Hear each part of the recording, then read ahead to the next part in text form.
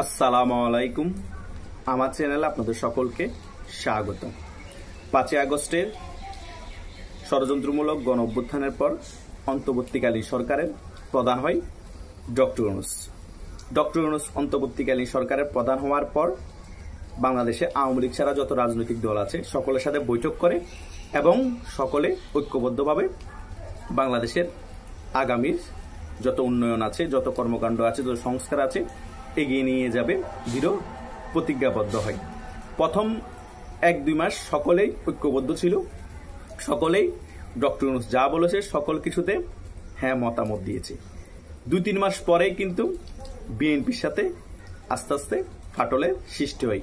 কেন সৃষ্টি হয়?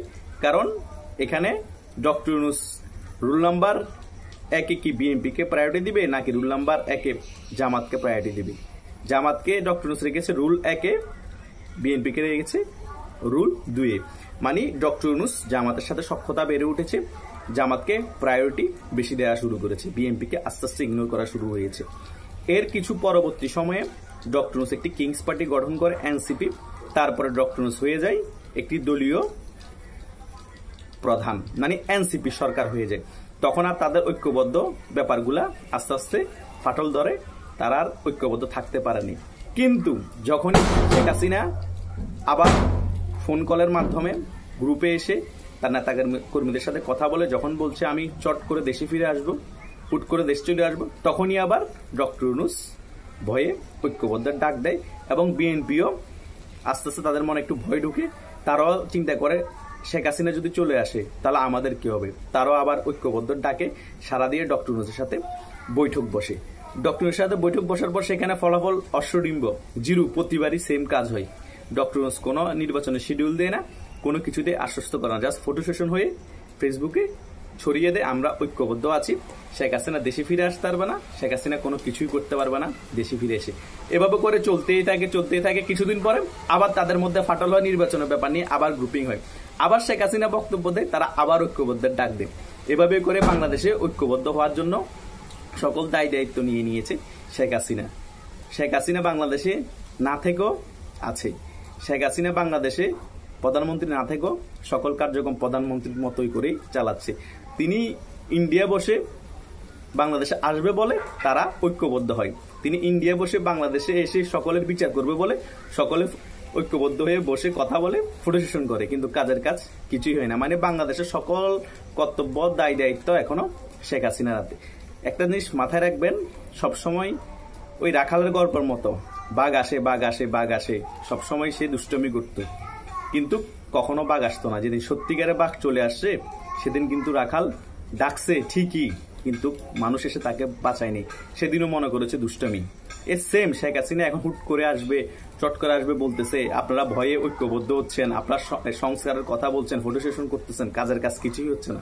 কিন্তু সত্যিকারে যদি শেখ হাসিনা চলে আসবে, তিনি বলে কেউ আসবে না, তিনি যদি বলে কেউ আসে আপনারা তখন আর ঐক্যবদ্ধ হবেন না, কারণ মনে করবেন যে শেখ হাসিনা প্রতিদিনই বলে যে চলে আসবে, তিনি তো আসে না, আমরা ঐক্যবদ্ধ হয়ে কি করব।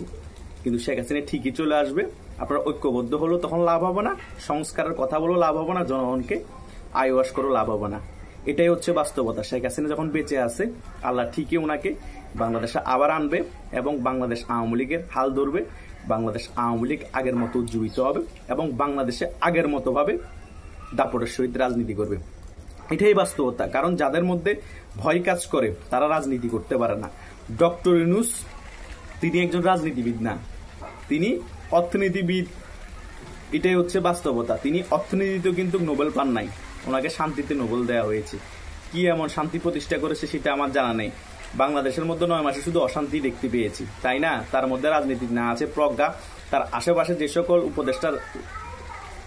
উপদেষ্টাদেরকে নিয়ে যে পরিষদ গঠন করেছে তাদের মধ্যে না আছে রাজনীতিক প্রজ্ঞা, তারা আছে টাকা পাচার নিয়ে ব্যস্ত, এসব চ্যাংরা পোলাপাইন আছে মব ভায়োলেন্স নিয়ে ব্যস্ত, এর সমালোচনা নিয়ে ব্যস্ত, ওর সমালোচনা নিয়ে ব্যস্ত, করিডোর দিয়ে দেওয়া নিয়ে ব্যস্ত, আর্মির সমালোচনা নিয়ে ব্যস্ত, বন্দর দিয়ে দেওয়া নিয়ে ব্যস্ত। এটাই হচ্ছে তাদের মেইন কাজ। বাংলাদেশটাকে আমরা মানে তাদের কাছে, এই প্রধান উপদেষ্টার আশেপাশে চ্যাংরাদের কাছে বিক্রি করে দিয়েছি। বাংলাদেশের যত জনগণ আছে সকলে তাদের চেলাপেলা, আমরা তাদের কর্মী, তারা যাই করবে তাই আমরা মুখ পেতে নিব। কোনো কিছুই আমরা বলতে পারবো না, বললেই আমরা আওয়ামী লীগের দোসর হয়ে যাব। বললেই আমরা ফেসিস সরকারের দোষর হয়ে যাব, বললেই আমাদেরকে অ্যারেস্ট করানো হবে, বললেই আমাদেরকে হুমকি দামকি দেওয়া হবে। এটাই হচ্ছে আজকের বাংলাদেশ। এবং বাংলাদেশে ঐক্যবদ্ধ করার জন্য, সংস্কার করার জন্য শেখ হাসিনাকেই ইন্ডিয়া বসেই দায়িত্ব নিতে হচ্ছে। এই হচ্ছে আমাদের বাংলাদেশের এখন সরকার। জনগণে বুঝতে পেরেছেন এই সরকার দিয়ে বাংলাদেশের কি হবে, আবার এই সরকারের আন্ডারে নির্বাচন হলেও বাংলাদেশে কেমন নির্বাচন হবে। সেই কারণে আমি সবসময় বলি শেখ হাসিনা মন্দের ভালো, এটা আপনারা মানেন আর না মানেন, এটাই হচ্ছে বাস্তব প্রেক্ষাপট এবং বাংলাদেশের বাস্তব চিত্র। ধন্যবাদ সকলকে।